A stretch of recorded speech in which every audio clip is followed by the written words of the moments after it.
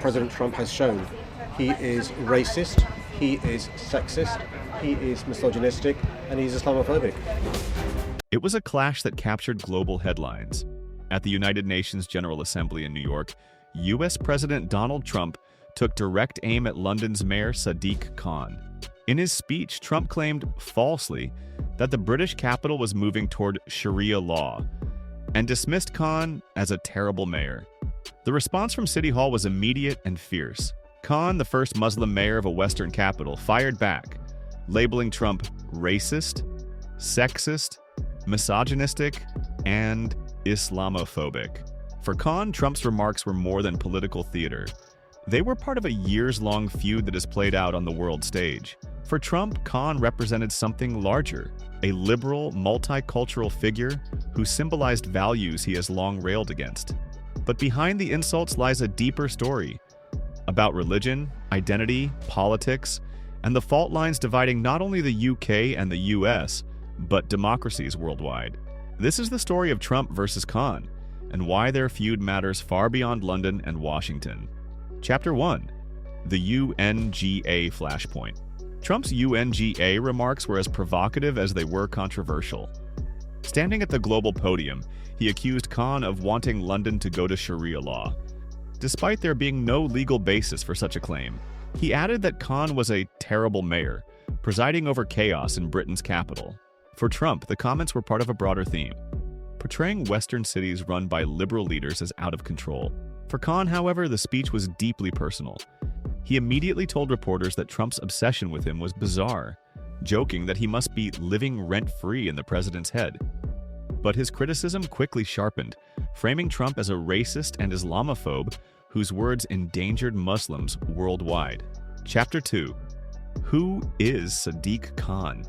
Sadiq Khan's rise to prominence is historic.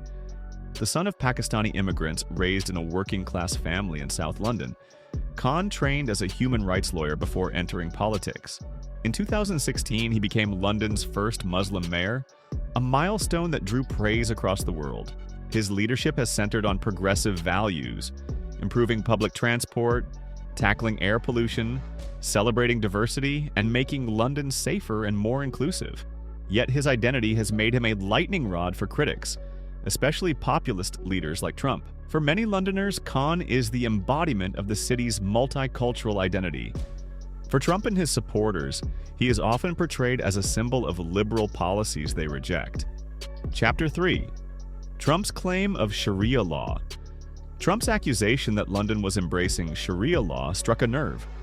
Sharia, derived from the Quran and Islamic tradition, guides personal moral and religious conduct for Muslims. In the UK, Sharia councils exist but have no official legal power. They focus largely on family matters like divorce and inheritance. Successive UK governments have clarified that these councils cannot override British law. By framing Khan as a figure pushing Sharia law in London, Trump tapped into long-standing Islamophobic tropes. Critics argue that the claim was not just false, but dangerous, fueling stereotypes and painting Muslims as incompatible with Western democracy. Khan, aware of the harm such narratives cause, was quick to call Trump out. Chapter 4. The War of Words Escalates. Khan's rebuttal to Trump was unflinching. He described the president as racist, sexist, misogynistic, and Islamophobic. He accused Trump of targeting him specifically because of his faith and identity. White House spokesman Davis Ingle fired back, accusing Khan of suffering from Trump derangement syndrome and blaming his policies for rising crime in London. It wasn't the first time their feud had descended into name-calling. Trump had previously labeled Khan nasty, while Khan dismissed Trump as ignorant. Each round of insults made headlines on both sides of the Atlantic, drawing in politicians, commentators, and ordinary citizens. Their conflict became less about policy and more about ideology and personality. Two leaders standing for very different visions of the world. Chapter 5. Crime, Immigration, and the Battle over London's Image. Trump's criticisms often center on crime in London. He argues that Khan's immigration-friendly policies have allowed violent crime to spiral. London City Hall counters with statistics showing the city is safer than many major U.S. cities. The debate reflects a broader transatlantic argument. Trump and his allies portray immigration as a security risk, while leaders like Khan frame it as a strength. For Londoners, the fight is also about pride. Their mayor insists that the city is thriving, diverse, and global, a stark contrast to Trump's portrayal of chaos and decline. The clash over London's image mirrors broader tensions between nationalist and globalist narratives in modern politics. Chapter 6. The Baby Trump Balloon and Symbolic Protests. Perhaps the most iconic image of the Trump-Khan feud was the Trump baby balloon. In 2018, during Trump's first state visit to the UK, Khan granted permission for protesters to fly a 20-foot inflatable caricature of Trump as a diaper-clad baby over London. The stunt went viral, sparking both laughter and outrage. For Trump, it was a humiliation. For Khan, it was a symbol of Londoners' right to protest and express dissent. The balloon has since reappeared at other protests, cementing itself as a global icon of anti-Trump sentiment. The moment captured how their feud extended beyond politics into cultural symbolism, turning Trump versus Khan into a battle of images as well as words. Chapter 7. Beyond London, the Global Stage. The feud between Trump and Khan resonates far beyond the UK. It reflects broader divisions between populist, nationalist politics and liberal multicultural governance. Trump represents a political style that thrives on confrontation, identity politics, and stoking cultural divisions. Khan embodies a cosmopolitan vision, celebrating diversity as strength. Their public clashes highlight how these competing visions shape debates on immigration, religion, and democracy, not only in Britain and America, but worldwide. Leaders in Europe, Asia, and the Middle East watch closely, aware that the rhetoric of figures like Trump can influence global attitudes toward Muslims and multiculturalism. Chapter 8. The Sharia law debate and context. Sharia law has long been weaponized in Western political discourse. Far-right figures often use it as a scare tactic, suggesting that Muslim communities are trying to impose a parallel legal system.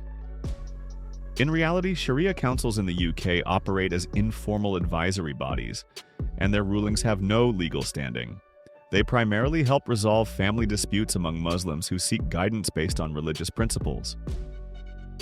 By framing London as being overtaken by Sharia, Trump distorted this reality for political gain.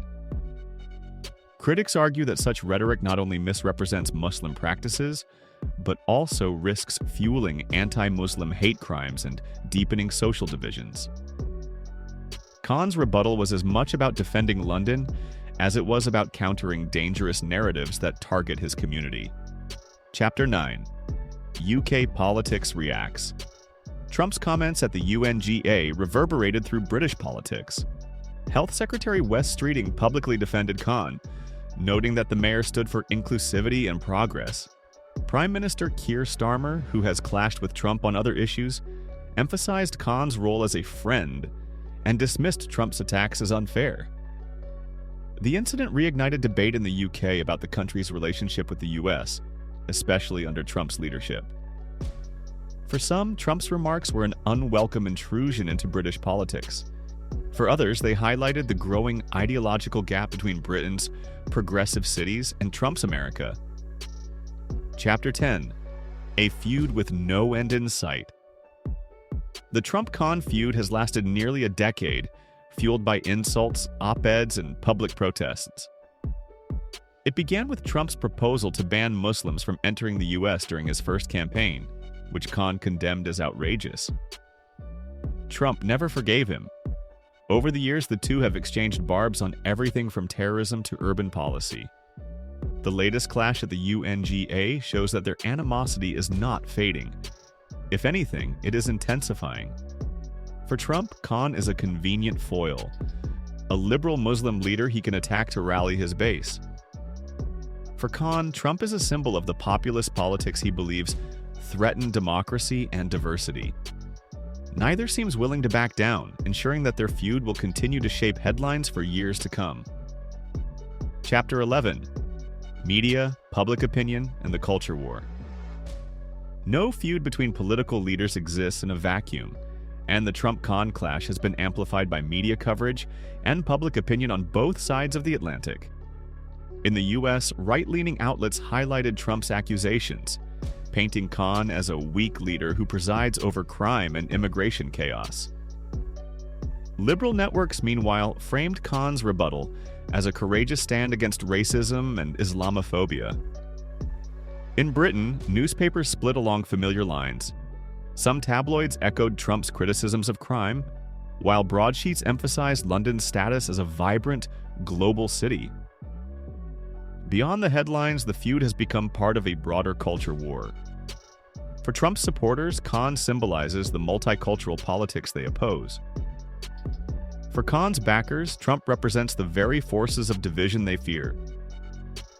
Social media has only fueled the fire, with hashtags, memes, and viral clips turning their exchanges into global talking points. This constant amplification ensures that every barb, every insult, and every defense reverberates far beyond London and Washington, shaping perceptions of identity and power in a polarized world.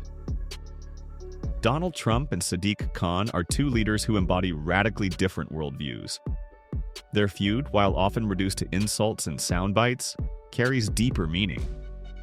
It highlights how identity, religion, and politics collide in the modern era.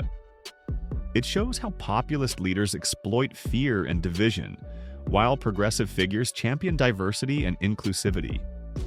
And it underscores the global stakes of local battles, as the words of a US president can shape perceptions far beyond America's borders.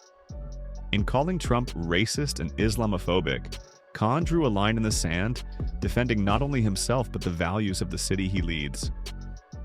Trump, meanwhile, doubled down on a narrative that has defined his political career. Their clash is not just about London or New York. It is about the future of multicultural democracies in a world where rhetoric can unite or divide, inspire or inflame.